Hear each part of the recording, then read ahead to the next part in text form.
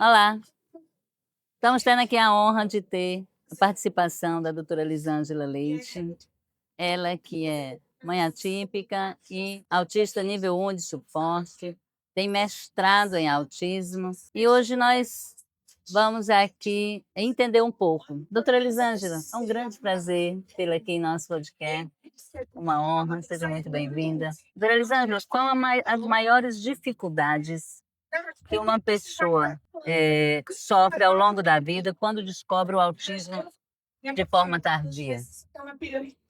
Ah, quando se tem um diagnóstico do autismo, eu acho que a maior dificuldade que essa pessoa vai ter é a própria aceitação. Hum, É o impacto de você ter vivido toda uma vida se questionando os seus porquês, por que eu sofro, por que eu sou assim, qual o significado disso, e você se depara com um diagnóstico. Então, ressignificar a sua vida. A pessoa, até chegar a um diagnóstico, ela vai passar por diversos outros diagnósticos: ansiedade, depressão, fobia social. Então, isso gera sofrimento. Em toda a vida, em todos os aspectos, no trabalho, no relacionamento, na família. Então, todo esse sofrimento, quando se tem um diagnóstico, você fala, ok, é isso. Mas também vem aquela questão de como seria a minha vida se eu tivesse um diagnóstico antes? E o que eu faço daqui para frente? Porque não é só um diagnóstico, é o entender, ok, e daqui para frente, como é que Doutora, hoje eu vejo muito comum as pessoas terem algumas características do autismo, isso é muito frequente no meu consultório. Disse, vim saber se fazer uma avaliação para ver se eu tenho autismo nível de suporte, porque eu sou pouco sociável, eu não tenho amigas, eu não gosto de barulhos. Eu digo, olha, isso são características que muitas pessoas têm. Qual é o critério definitivo para dizer se é autismo ou não é autismo? Se é então, que existe. para que você possa ser diagnosticado com autismo, você não pode ter características isoladas, né? Então, eu tenho dificuldade com barulho, eu não como Isso. qualquer coisa. As pessoas, elas conseguem ver essas queixas que são muito mais relacionadas ao quê? Transtorno do processamento sensorial. E transtorno de processamento sensorial, ele pode atingir qualquer pessoa, Qualquer seja pessoa. ela neurodivergente ou não. Mas, quando a gente vai pelos critérios do DSM-5, o critério A, ele é a coluna do critério: comunicação e socialização.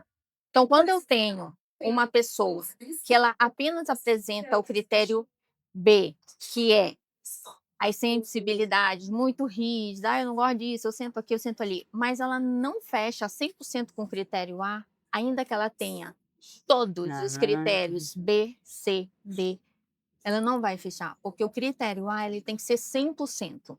Dificuldade na comunicação, e falando novamente, como foi dito na palestra, a dificuldade de comunicação ela não é só fala, isso. é de entender, ser entendida, é fazer o outro entender você. Porque se hoje eu pego a Juraci e coloco lá na China, você fala, mas ninguém vai te entender. É uma Exatamente. dificuldade de comunicação devido ao seu ambiente social que você está naquele momento.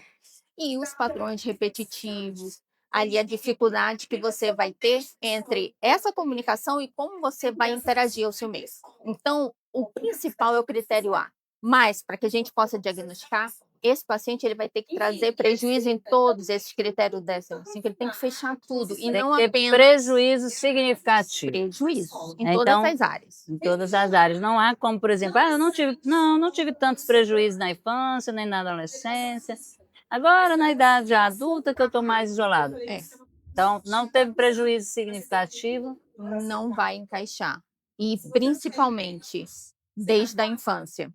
Porque quando a gente pega um contexto de nós vivemos, a gente acorda cedo, a gente trabalha, a gente vai fazer o nosso trabalho, cuida de menino, namora com o marido de noite, tudo isso, o Todo. que acontece? Você não tem tempo. Então, você vai ter uma dificuldade de socialização, certo? Você vai ter uma dificuldade. Só que o autismo, ele não é da adolescência para cá.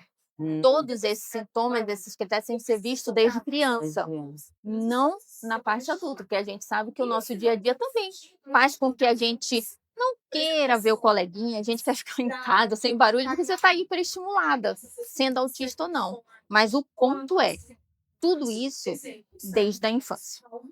Eu trago no meu livro O Lado Invisível do Autismo, justamente esse sofrimento, porque desde ali 7, 8 anos, a menina autista, e eu tenho muitas pacientes, ela é vista como aquela menina muito inteligente, aquela menina, eu tenho pacientes que têm hiperfoco em leitura, tenho uma que lê de 10 a 15 livros por mês. Então, assim, essa menina é vista como inteligente, e ela chega, ela comunica, bom dia, tudo bem, ela brinca um pouquinho com o primo e ela se isola, aí diz assim, é muito inteligente, então não pode ser autista. Você passou por isso? Assim, as pessoas confundem a inteligência com o autismo. Então, a inteligência, ela vai afetar ali, impacta o autismo? Sim. Porque quando a pessoa tem uma inteligência na média ou acima da média, ela vai, de alguma maneira, criar estratégias para diminuir o sofrimento dela. Mas a inteligência, muitas das vezes, ela não vai impactar como você socializa. Então, a inteligência, sim, ela vai ter um impacto. Só que as meninas, principalmente, como elas têm muito masking, elas conseguem ir driblando. Elas vão mascarando as características As autistas. totalmente.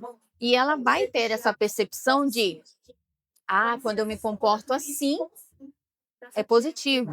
Porque, diferente dos meninos, as meninas, nós mulheres, nós nascemos numa sociedade que a gente faz aba desde pequenininha. Ainda que as pessoas não saibam. Por quê? Quando você é pequenininha, você é menina, as pessoas falam, senta direito, menina senta assim, não pode falar alto, tem que fazer. E isso é o quê? Aba. Ainda que não seja intencional.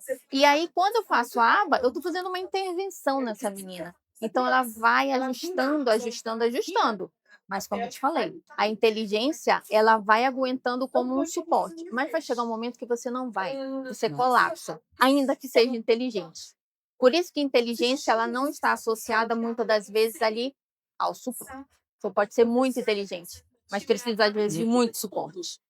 Então, pelo que eu entendi, além de fechar todos os critérios, precisa ter prejuízo significativo lá desde a infância.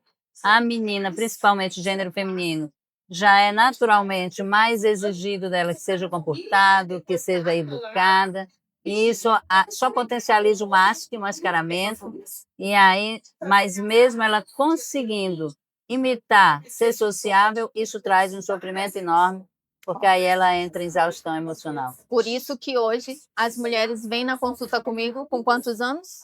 30, 40 anos. Que é mais ou menos essa idade que a mulher entra em colapso. É desde essa infância, ajustando, se moldando, fazendo mesk, engolindo, ainda que ela verbalize, eu estou sofrendo, ela é invalidada. Ela é invisível.